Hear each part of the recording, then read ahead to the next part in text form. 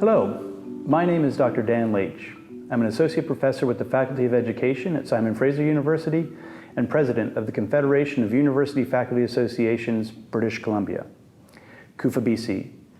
CUFA BC represents 5,500 academic faculty, staff, and librarians across our 5 research institutions: Royal Roads University, Simon Fraser University, the University of British Columbia, the University of Northern British Columbia, and the University of Victoria. I would like to respectfully acknowledge the land on which CUFA BC's office is situated, and that we reside on the traditional, ancestral, and unceded territory of the Coast Salish people, the Musqueam, the Tsleil-Waututh, and the Squamish nations. We acknowledge our traditional hosts and are grateful to carry out our work on their land. We recognize inherent Indigenous land rights and title, and the implementation without qualification of the UN Declaration on the Rights of Indigenous Peoples, and our support for the 94 calls to action by the Truth and Reconciliation Commission. I hope that you'll take a second to reflect on the Indigenous peoples whose land you're watching from. So we're here today to present the winners of the 2021 CUFA BC Distinguished Academics Awards. Each year since 1999, CUFA BC honors the outstanding scholarship and public policy contributions of our distinguished academics. Academics whose research and scholarly activity have made significant contributions to the community beyond the academy. We believe that the ideas that flow from universities contribute in significant ways to the citizenry and the democracy of our community, our intellectual life, and our economy. The awards demonstrate the necessity and the vitality of public universities' research and scholarly activity. Each year, our winners hail from different institutions and disciplines and conduct research in very different domains. However different their work, they are united by a passion for rigorous and meaningful scholarship and for research that contributes to the broader public good. I am pleased to present the winner of the 2021 CUFA BC Early in Career Award to Dr. Athena Madan. The Early in Career Award recognizes significant contributions to the non-academic community made by faculty members who are at an early point in their career. The award brings with it the admiration of colleagues from across institutions, disciplines, geographic borders, and beyond, and is recognized with a commemorative plaque and cash award. Dr. Madan joins us to talk about her research. Dr. Madan. My name is Athena Madan, and I'm an assistant professor within the School of Humanitarian Studies at Royal Roads University. And I would like to respectfully acknowledge that Royal Roads is situated on the ancestral grounds of the Quepsum and the Lekwungen peoples. Thank you. So can you tell me a little bit about your research interests? Yes, my research interests look at social and political forces underpinning health and long-term health outcomes. I'm particularly interested in forces that shape mental health outcomes in women and in children in particular in conflict settings. Okay, fantastic. So you're recognized for your contributions to humanitarian innovation. I haven't heard about humanitarian innovation before, so maybe you can tell us a little bit about what that means and your work on the project Challenging and Reimagining Humanitarian Innovation. Sure. The project is funded by ELRA UK, which is a charity that's funded by the Department for International Development, now the Commonwealth and Foreign Development Office. And for this project, I hired 4 RAs. 2 had an MBA background, 1 had a social science background, and 1 had a human development and human security background. They all came from the countries which were part of the processes that we would explore. There were 4 case studies that we looked at, or 4 countries where we had 6 case studies for this project.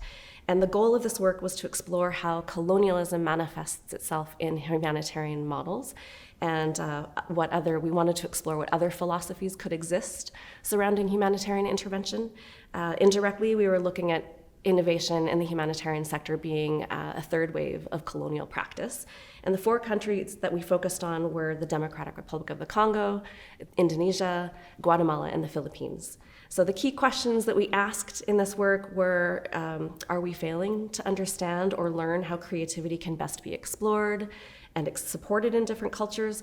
Are we imposing values and methodologies that unwittingly hinder the localization agenda or transfer of power to local communities for their abilities to self-determine? And are we perpetuating a Western dominance in any of our practices in the humanitarian response? So the answers to all those questions, of course, were yes. And we talked to 6 different communities, 2 in Guatemala, 1 in Indonesia, 1 in the Democratic Republic of the Congo, and 1 in the Philippines. And we also traced back the Philippine innovation to an innovation in Brazil. So we spoke to 6 different innovators about what humanitarian innovation meant to them and what different processes were involved in each of these. And we looked at how local knowledges and conceptualizations influenced or didn't influence the innovation practice. So we also wanted to look at what was most important to different community perspectives at the community levels, and we had 2 indigenous populations, or Mayan indigenous populations, as well as local development actors. So we also looked at the funding landscape, given our MBA students' background, how much was invested in humanitarian innovation and by whom and for what and where.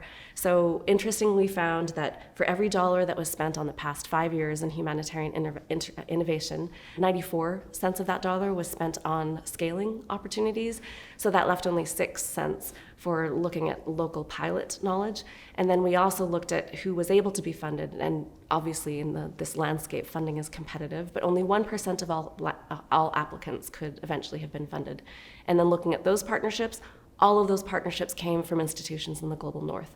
So it wasn't necessarily surprising, these findings, but what they confirmed to me at least was that the humanitarian innovation sector was dominated by key players from the global north, and local knowledges, low-income countries and contexts that were most impacted by the humanitarian emergencies received very little attention or space in the funding landscape. So what we learned from consultation with these communities in crisis in DRC, the Guatemalan innovators, Indonesia, and the Philippines were 3 things. First, that impact was determined intergenerationally, or scaling deeper rather than scaling broadly or scaling across continents. Second, that equity was more important than profit. And third, that scaling was envisioned across time, across the earth, and across ancestry more than across continents. So these were humbling findings to really think about if you try to really reimagine what the humanitarian sector ought to look like. And I hope that these findings have impact, not because of austerity or because of dwindling foreign or international development budgets, but because of true commitments to equity and for communities and voices in the global south. Fantastic. So there are real implications then for funders and how they fund, and for the institutions that are delivering the programs and services. Yeah, absolutely. And I'm hopeful that the findings can be taken up. I know that in the humanitarian sector as well as the innovation sector, there are discussions about the localization agenda and the transfer of power so that people can utilize the resources from procurement, from implementation to dissemination to be more relevant to their communities. And hopefully this can fit in with that. Excellent, thank you. So you also work with local and international organizations on global mental health initiatives. Can you tell me about a project that you've worked on in global mental health?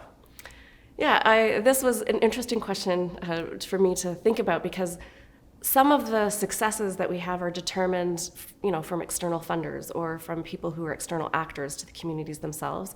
And as we just discussed, a lot of times impact is determined intergenerationally. So while I may have an untold story, or while I may have stories of impact from people's voices on the ground, I don't have resolution to those stories necessarily. In some instances, we're waiting to see what happens. And one of my countries of expertise is Afghanistan, and in the back of my mind right now is, with the gains that we've made, I'm still heartbroken and shocked about the fact that the work that I did with women and children's health in particular are now non-existent in everyday society for an Afghan woman. So I wonder, the projects that I do in global mental health is looking at how to improve people's lives and circumstances by looking at structures and systems that might unwittingly create or directly create the violent situations that people are finding themselves in. One that I'm particularly proud of, I suppose I can say I'm proud of the relationships that was constructed or that have been constructed as a result of some of these projects on the ground. I can think of two examples. First, a project for which I won an award from the Consortium of Universities in Global Health, Johns Hopkins University, and Global Health Now, out of an initiative with National Public Radio in the US. The story of H, who was a child soldier recruited in Colombia for cocaine production, and it was experiencing debilitating health conditions as a result of breathing in the fumes from vats and cocoa production. So, but as a registered FARC member, as a child soldier, he found himself ineligible for health entitlements. So again, while I was happy to bring that story to light, we're still waiting for resolution for H and children like H, and I call him H for issues of security. Right. And also the poverty in which his family is still experiencing because his affiliation with FARC and the drug cartels enabled income production for his family. So he's worried about his family, but at the same time he has debilitating health conditions for which he can't receive care. And we're still waiting for we're still waiting for him to receive health care, and he still can't drink tea because it hurts to swallow. Pop hurts his nose, and he can't really eat. At the time that I saw him, he couldn't eat more than lettuce, and now he can eat bread, but it still causes a lot of pain for him to do daily routine things. So again, somewhat of a success, but we're still waiting for resolution. And what a fascinating example of how public policy decisions can be misapplied to actually commit harm. Because as a child, it's not like he has the agency to refuse to participate in whatever kind of entity or organization is operating and forcing him to be part of that community. Yeah, so, exactly. Now he's being punished for behaviors that were largely outside of his control. Exactly. But according to the foreign actors who are also brokers in the peace-building process, the hard line of we can't support former child soldiers is also good for their public policy or the ability to save face in front of their stakeholders. So it's a very complex tensions that are played out in that process. And he ends up suffering as a result. Yeah. Well, thanks for your work on that. That's really important. Thank you. You also engage in a lot of community-based research, and that's an important topic in today's research world. And so for you, why is it important that you engage in community-based research? I feel like it's the impact that I strive to contribute to. The community-based work is key. We're looking at outcomes that affect people's lives. We're looking at people's lives are at stake in really meaningful ways or important ways. I think there's so much work to do. There's no better way than involving community in order to achieve equity, which is at the heart of what I strive to help facilitate. And while applied research has traditionally been regarded as lesser than by traditionally elite academic institutions, I find that there's now a movement of transdisciplinary work and applied work and community-based work in order to achieve the impact and achieve the outcomes, sustainable outcomes that we all know and recognize now are important. My academic journey started from teaching people to designing interventions for people and saving lives with people, but now it looks at the systems that shape people's lives, and so that they can have the, I wouldn't say agency or empowerment, but so they can have the supports in order to flourish and self-determine in ways that are most meaningful for them.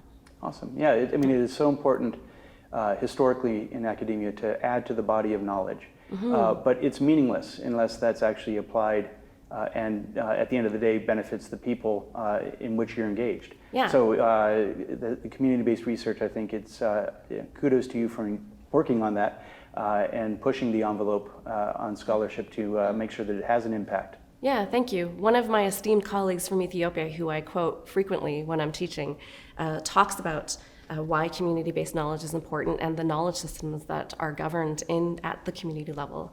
And he says, formal Western models may not necessarily help many of the communities. The biggest lesson that I have learned, or he is saying that he has learned over the past 20 years in adapting treatment models, includes not going in with a knowing stance, be willing to be surprised, be willing to learn different things and modify and adapt. We are working in societies with thousands of years of history, of knowledge, and own healing systems that really should be taken into consideration, not just an opportunity to scale up something new. And I love how he says societies have thousands of years of their own knowledge systems, because within the academic tradition, we have 300 years of qualifying and quantifying what we think we know from a largely Anglo-European, patriarchal, post-Enlightenment worldview.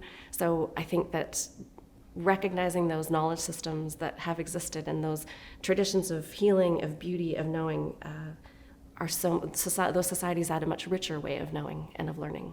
Yeah, absolutely. I mean, one of the things that you highlighted that he said about the importance of going into the situation as a researcher open to new knowledge, right? I mean, we like to think that that's what our purpose in doing research is to discover new things.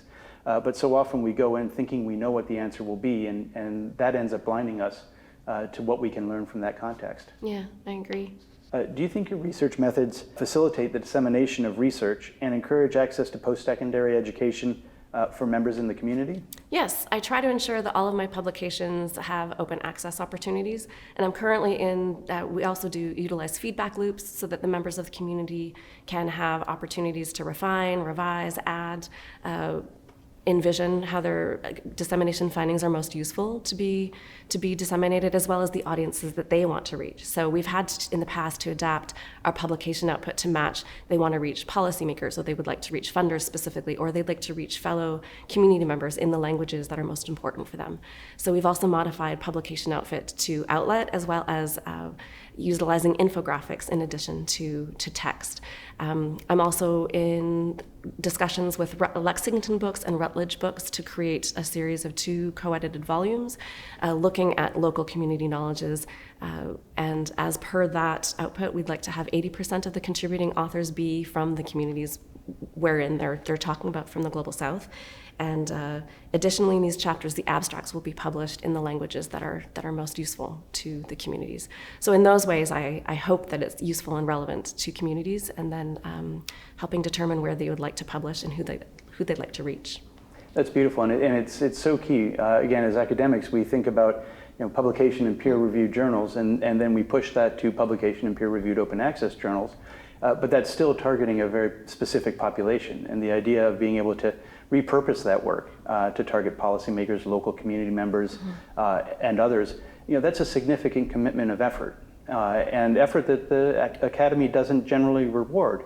So to know that you're taking that extra time and energy and effort to make sure that, again, that your research is available to the people that you're working with, that's a really important testament to, I think, again, your values around community-based research. Thank you. So, obviously, your work in community focuses on many different issues. How does it contribute to the ideas of equity, diversity, and inclusion, particularly in the post-secondary education setting? Yeah, I think EDI, or equity, diversity, and inclusion, is at the heart of what I like to do, and the heart of it underpins my own personal narrative. So in my research, as shaped by my family's geopolitical histories, I'm half Filipino, tribal Filipino, and half post-partition Indian. I work to make space for the legacies, for knowledges, and for the peoples who are not yet represented in the traditional academic literature. I seek to broaden the knowledge base of what we think we know about the human condition in a globalized society or a globalized world.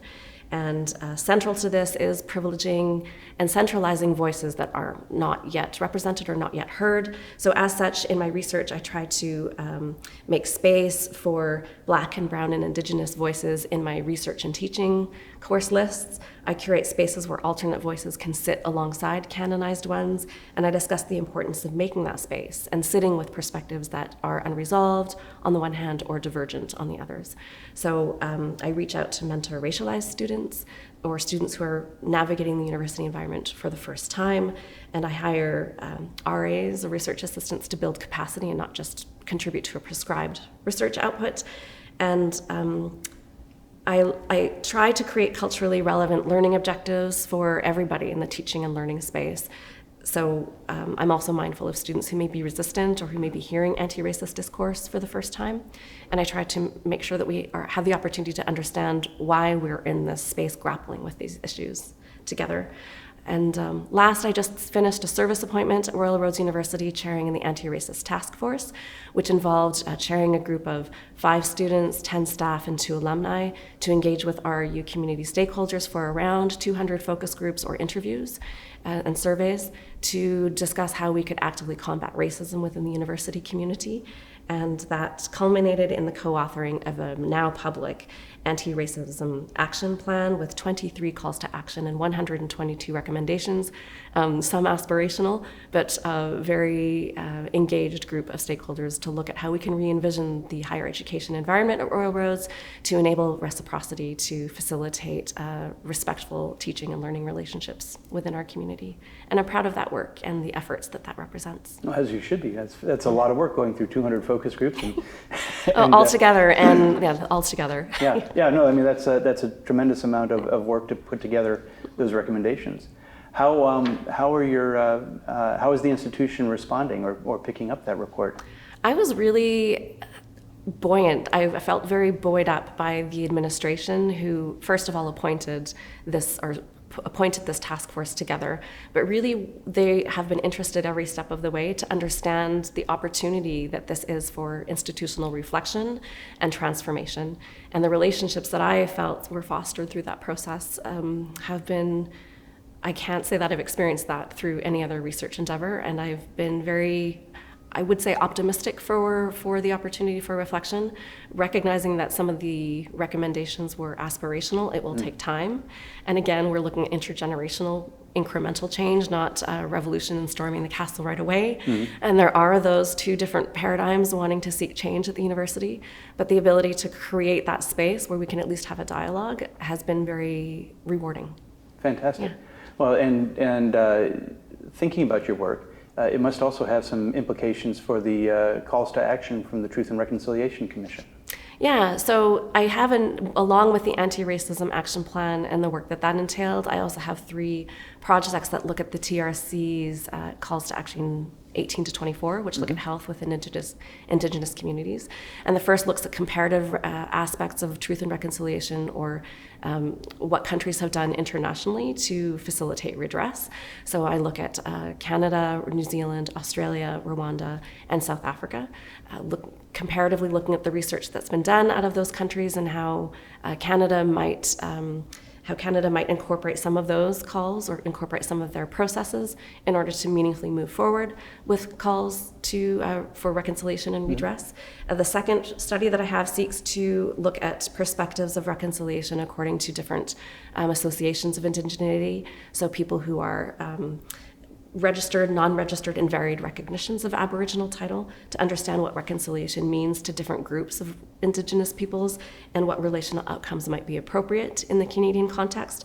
And the third study that I have consists of looking at an exploratory approach with communities in northern Saskatchewan and adverse health impacts which may be associated with mining or mining extraction in those communities. And this is one of those projects where we are adapting our publication output to include infographics so that the people at the community level might be able to understand what health impacts, more than just anecdotally, what health impacts are present, and then how they might take that up to advocate for either increased protections or increased environmental assessments as mining extraction moves forward. It's really refreshing to see the important values that underlie and advance your research.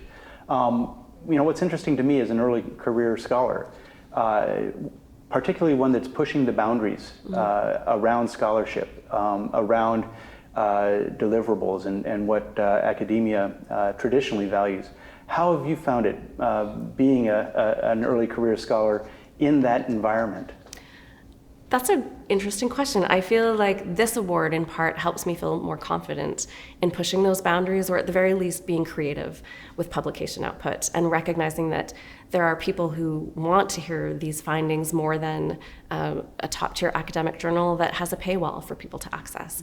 I had less confidence, I think, when I was doing my PhD work and I would present findings from my postdoc about how in my particular discipline only 12% of the world's countries contribute to the knowledge base of what we think we know. And at the time, it was met with a little bit of either so what or why does that matter? But now I think I have the opportunities on tenure track. I have the opportunities with these types of awards to be able to say that matters, so that voices can be represented, so that we can understand more how to best deliver services, design interventions to help facilitate a better way forward for all of us. So, yeah. Yeah, it absolutely matters, and we really appreciate you allowing us to be a part of your journey in whatever way that ends up playing out. So it's great to talk with you. Is there anything else that you'd like to talk about before we conclude? Yeah, one thing that I had talked about, or that I had been thinking about when you asked about my projects in global mental health, and I discussed relationships as being something that I was proud of. One thing that wasn't necessarily a success story that is part of my deliverables, but is part of my portfolio and teaching opportunities, is when I was in Afghanistan, one of the things that, and sometimes when I'm working with Indigenous communities in Canada, I use photography a lot to convey the lessons to students in the field about what choice points might look like, what capacity building might look like.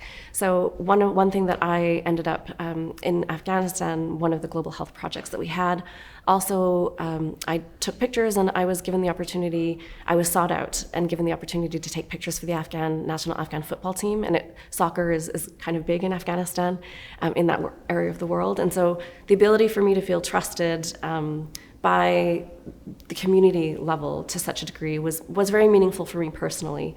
You deal with communities and you develop relationships, but sometimes those relationships aren't part of your publication output. No one really knows how to qualify that in your work.